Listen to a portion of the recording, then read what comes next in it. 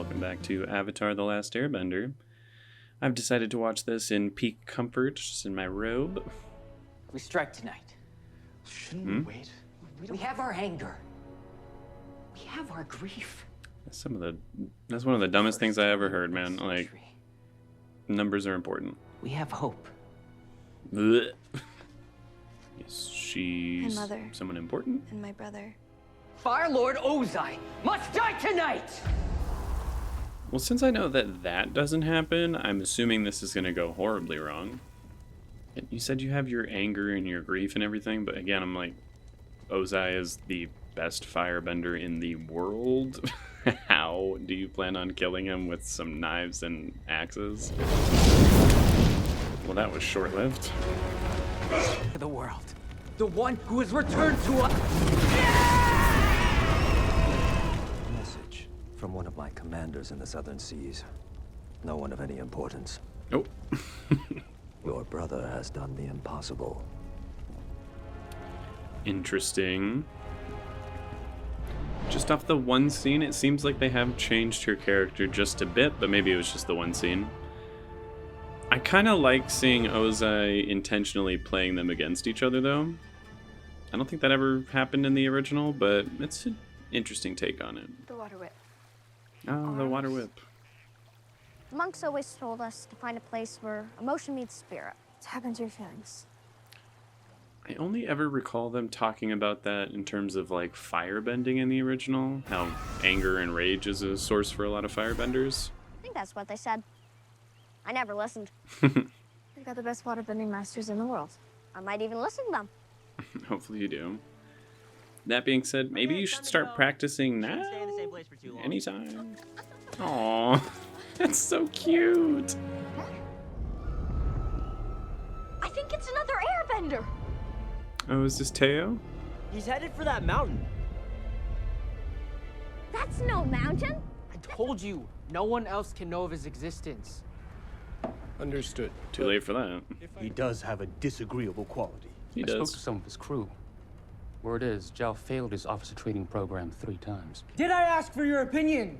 Zuko, He was gossiping about a superior officer. An officer you don't like? That's beside the point. sometimes it makes me so sad that according to my personality and my zodiac sign, I would definitely be a firebender. But I want to be a waterbender. They're so much more chill. Was carved out of a living mountain.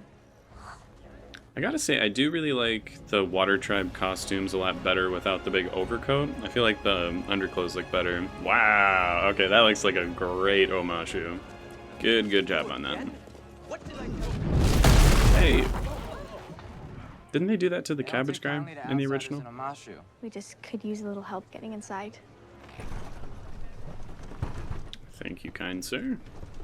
I feel like this guy is either a character from the original or just a bad guy. Maybe both. My brother-in-law would agree if he could speak. Struck mute at birth. You dick. You'd be amazed at how... The motion they just did not really sell that they were opening the wall, but whatever. Very happy to see the mail system is still in play. Hey, wait up! Such a 12-year-old. The cabbage guy! Watch out for my hill. He almost said it too. An airbender. Of course I'm not. He's an airbender. I feel like the air would not put out flames, it would probably just make them worse. Thank you. Katara. My name is Sai. He looks just like he did in the cartoon. They did a good job. What were you doing? Fire Nation. Yeah. Their spies are everywhere in the city. Interesting. It's not safe. Is he the guy from Community? Yes. Those are for cleaning under your toenails.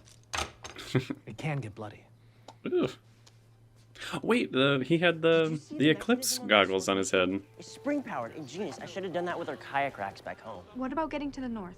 Didn't Kiyoshi tell you had to get there to prevent a tragedy? I mean, she shouldn't have, but yes, she did. And I'm gonna do that. He's done the impossible. He's done nothing. Oh, is that May and Ty Lee? Why are they introducing all of them so early? Technically, he is first in line to be Fire Lord. Not that he deserves to be. He doesn't. Yeah, try and save But yourself now he there. has hope, if you know which pieces to play. The Avatar has returned. I'm a little on the fence with Azula there. Like, there are moments where I'm like, yeah, that's Azula. And other moments that seem kind of off. I mean, why else would you build all this if not to help our army? Like this. Well, unfortunately. I still need to fix the attitude control before I show it to the generals. I can help with that. Did you say attitude control? Did he mean altitude? Okay, so they figured that out very fast.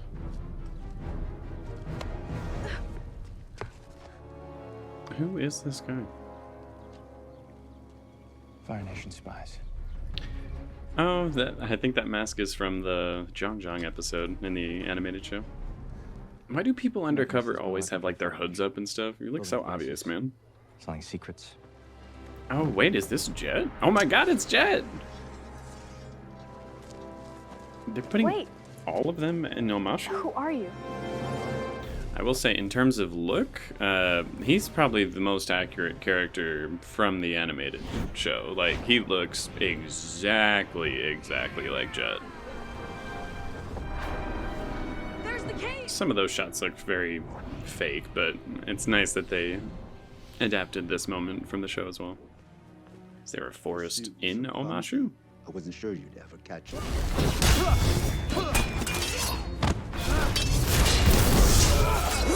Ooh, okay. I brought friends too. Now we're actually gonna get the Freedom Fighters. Okay. Pipsqueak! Hell yeah. That's 5 for 5 right there. They all look straight out of the show. That was a mean swing, Pipsqueak. It's great to have a waterbender on our side. Is that guy actually that big, or are they doing some camera tricks here? Pipsqueak knows how to take out the garbage. That's not ominous at all. My role is to protect the village and be a warrior, just like Dad. Protecting the ones we love is important.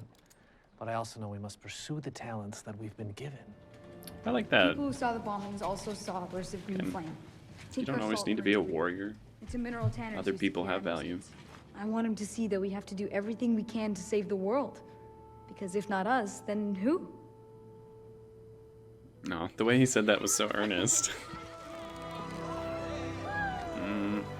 Is that it? That really is just a treehouse. I feel like in the original it was way cooler.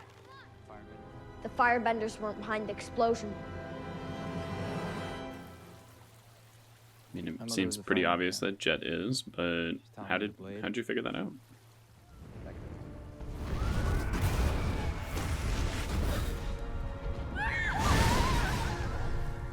Why are we already seeing that, though? I try not to think about it, but she would stop when the sun rose. She would watch and smile. Every day. No. I feel like that was her best acting moment right there. That felt genuine.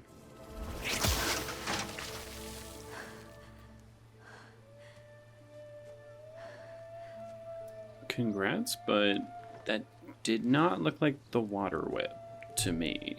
That's not right. Warriors don't hide their faces in a fight. Father would never approve of this underhanded tactic. He definitely idolizes his father more here than he did in the original. Well, Jet's a con artist who lied to our faces. He didn't lie. He didn't tell the truth. True that. Because he couldn't. He's fighting the firebenders and he has to protect himself. They're both the bad guys, you idiots. Know what he's already Or, lost. you know, Besides, I bad saw guys. Sai never believing anything I say. I'm so sick of you treating me like I'm a little girl. Then grow up! Oh. To prove you're a jerk. Oh, yeah? Well, I don't need proof of that. Yeah. Would you like to try one of Not right now. Someone, just buy a cabbage. Just one.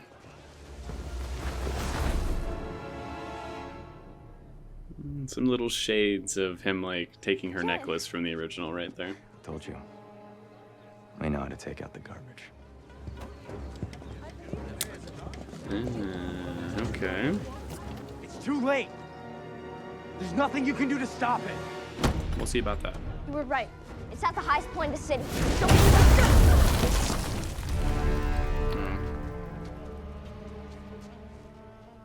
This is This really guy? bad Yeah. timing, Zuko. Go. I don't need fire to defeat this boy. An interesting restriction.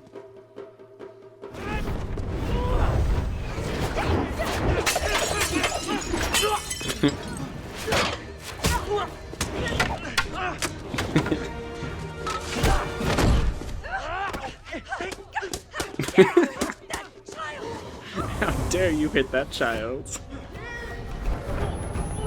I like how creative they're getting with this non-bending fight, actually. Ooh, that looks really fake. Ooh. Ready? How do you know it's been 3 years? Unless... You have my notebook! No, not the cabbages. My cabbages! They had to do it at least once. Like, you have to do it once. For the Fire Nation! Better honor that sacrifice, Zuko. Get moving. I gotta say, I really like the music choice here.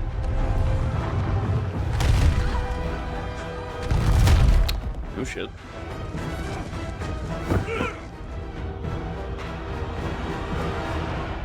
Well, that's not great.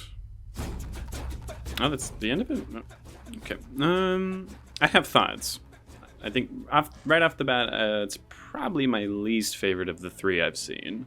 Okay, so a lot to discuss here. There were some things about this episode that I did enjoy quite a bit, but all in all, like just my general thoughts here are I think they're trying to do just way too much here.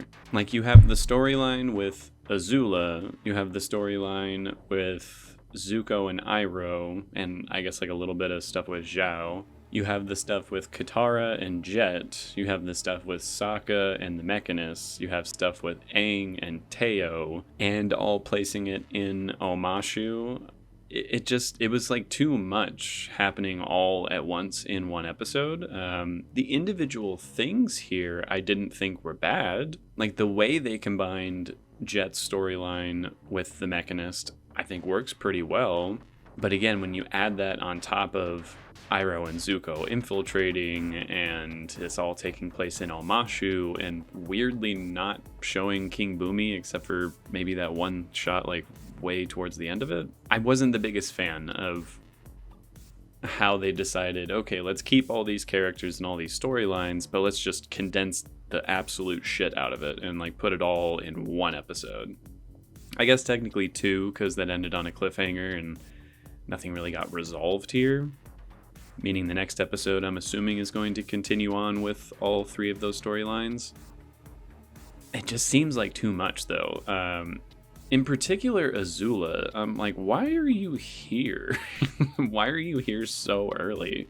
I'm willing to roll with it and see like what they do with her character, but as of right now, just that one episode alone didn't seem like enough of a reason to introduce her, or May and Ty Lee and all that. That being said, I am glad they're including so many characters that people really, really loved from the original series. Again, Jet was one I'm like, they're probably not going to do Jet for the live action if there's only 8 episodes and, you know, so much time to go through. They're probably just going to cut that. But they didn't, which surprises me. Again, I think Jet is an important character and plays a fairly large role in the second season. But out of those big characters that do come back eventually, he was one I kind of figured they were just gonna take the L on and just not have included. But I did really enjoy lots of the references. The Cabbage Merchant was perfect. Really liked seeing that. And I think it's the same guy, like the same guy who voiced it from the show, because it sounded exactly like him, unless they dubbed his voice over whoever the actor is here. But yeah, my initial thoughts off of one viewing are kind of mid. It's just too much. They're just doing too many things all at once in this episode. Again, the first episode worked better in that regard because they did do 3 episodes in one episode, but it was all with characters that are going on a very continuous linear path, so it doesn't feel like too haphazard. And the second episode dealt pretty much with one episode, just dealt with the Kyoshi Warrior stuff and just expanded and did different things with it. This is the first time they're taking like multiple characters, multiple stories across multiple episodes and combining them all into one. And I wasn't the biggest fan. Wasn't the hugest fan, but let's break it down. Let's get into it a little bit. The opening scene I thought was okay. A reasonable introduction to Azula, you know, very heavy on the subterfuge and how she kind of likes to play characters and everything, which will play a big part in the second season if they keep a certain storyline the exact same. Don't want to spoil it in case there are people who haven't watched all of the original show. But I felt like it felt in character. I was like, okay, I can get into this. This feels like Azula. Feels like something her and Ozai would probably do to a random rebellion. Then them arriving at Omashu, I liked all that. I think the way they combine the Mechanist storyline with Omashu works the best in my opinion. I personally think they should have just done the King Boomy and Mechanist stuff as one episode and leave out Jet and Azula and maybe even Zuko and Iroh in this one, honestly. And even though I'm not the biggest fan, again, of them combining so many characters and storylines, it was interesting to see Jet be the one to like sneak them in, kind of set up the slight romance with him and Katara and slight rivalry between him and Sokka. But that ultimately doesn't work for me in this episode because Katara and Jet don't get enough time for me to really buy any sort of romantic love interest going on. And you could make the argument for the originals kind of the same, where it's a very quick, like, infatuation that happens. But in the original show, all three of them had multiple interactions with the Freedom Fighters and with Jet. And here it's just Katara, pretty much. Like, Sokka never really gets any moments to be angry with Jet or try and prove him wrong or that he's better than him or anything like that. There's really only one moment where Sokka's like, no, Jet's the bad guy, Sai's the good guy. And I guess when he, like, scoffs early on when Jet is flirting with Katara. I don't know. All in all, I don't feel like the Jet stuff worked for me as much as I would have liked it to. Because I do really like the Jet episode from the original, even though I even have some problems with that one as well. But the gang's introduction to the Mechanists and Teo I thought was all very good. They kept all the same backstory for the two of them, that, you know, Sai's wife was killed and Teo was injured severely. Now they're just doing whatever they can to survive. I also kind of like the bombings being like a plot point here in Omashu, as opposed to originally where there is no conflict really in Omashu. They just show up and, you know, pretty much immediately go to King Boomy and just do that whole storyline. And again, I feel like it does bring some weight to the Fire Nation. It's like, yes, this is still a safe haven compared to other places in the Earth Kingdom, but the Fire Nation still has a presence here. They still have spies that are causing these bombings and this and that. So I liked that. I think that works. But from this point on in the episode, everyone kind of splits up, and this is where it just started to feel too jumbled to me. Like, you have Aang and Teo going to do their investigation. You have Katara meeting Jet and the Freedom Fighters. You have Sokka having like an inspirational moment with the Mechanists, which I did really like. I like that scene a lot.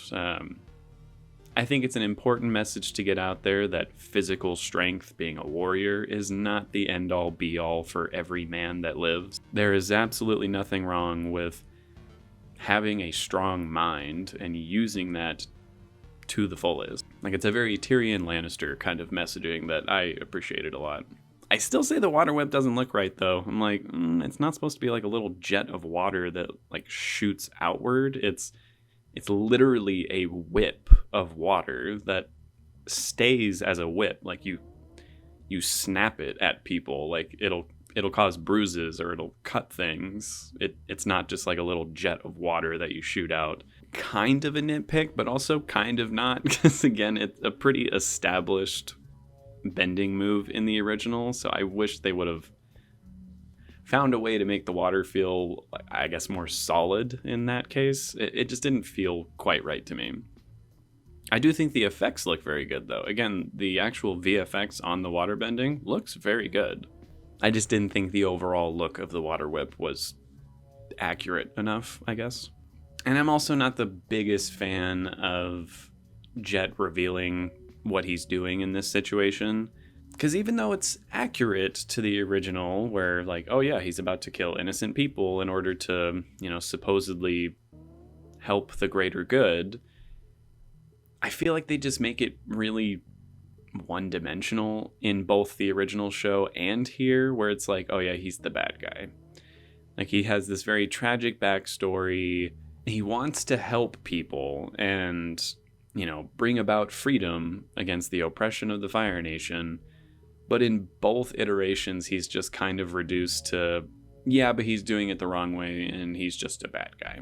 Like, there's not much nuance to it. It's not like, oh, well, he's kind of right. Like, doing this will help, even though it is kind of screwed up and he feels bad about it, but he knows he has to. Like, there's none of that complexity to it. It's literally just, yeah, he's become as bad as the people he's fighting against, so he's a bad guy. And it's just a little boring. That was my biggest gripe with the original episode this is adapted from. And I feel like this was a good opportunity to step away from that a little bit, but I kind of dropped the ball, if you ask me. I did very much enjoy the non-bending fight between Aang and such a small role to play in this episode compared to the others, that when they do show up to fight Aang, it almost comes out of nowhere. But again, they did establish that they're here in the city, they're looking for him, so it's not like it was bad or anything. It's just they didn't hold as much importance. A good amount of comedy where Zuko's just kind of getting his ass handed to him because he can't firebend in this situation. And it was also nice to see Katara, after mastering the not water whip, but we'll call it the water whip for the show's sake, to act. The green screen on Longshot did not, but I'll take my W's where I can find them. Considering Aang is captured by the Earthbenders at the end, I'm sure that's going to lead to Aang and King Bumi meeting and going into that storyline. But I would have much preferred, we cut the Jet stuff, we cut the Azula stuff, probably even cut the Iroh and Zuko stuff, and just do the Mechanist and King Bumi. I would have had just those two as the plot to focus on in this episode and conclude those plots, so that in the next episode then we can go to Jet and maybe combine that with I don't know, maybe just do the Zuko and Iroh stuff and the Jet stuff in the next episode. I just feel like they should have split it up and just not had Azula. And as usual, there are VFX moments that I thought were very, very good, and VFX moments that I thought were pretty piss poor. Again, I don't want to be super, super mean to the show, because I do see a lot of negativity online. And I don't want to feed into it per se, but I have to be honest with my criticisms. And there are a lot of things I'm liking about this show, but this episode did have a lot where I was like, I don't think you're really hitting the mark on this one. Overall, I would give this episode a 6 out of 10. Not awful, but not good either, I don't think. I think it was a very mid episode. Just too much going on. That is my final general thought on the whole episode, is there's just too much going on. I don't see the purpose in bringing Azula into this just yet. I don't really see the purpose in having Jet and the Mechanist and Zuko and Iroh and King Bumi all in one storyline. It's too much of a mess. It's too jumbled up. But maybe my issues will be resolved in the next episode that concludes some of these storylines. Or it better, I swear to God, if they just drop some of these, I'm gonna be mad. But yeah, overall, kind of mid. But I'm still digging the show. I'm definitely still gonna continue. There's still plenty that I do like about it. This was simply the worst of the 3 that I've seen. And if I'm lucky, it'll be the worst of the whole season, and everything else is just friggin' awesome. So I will see you on that next one, and that's about it.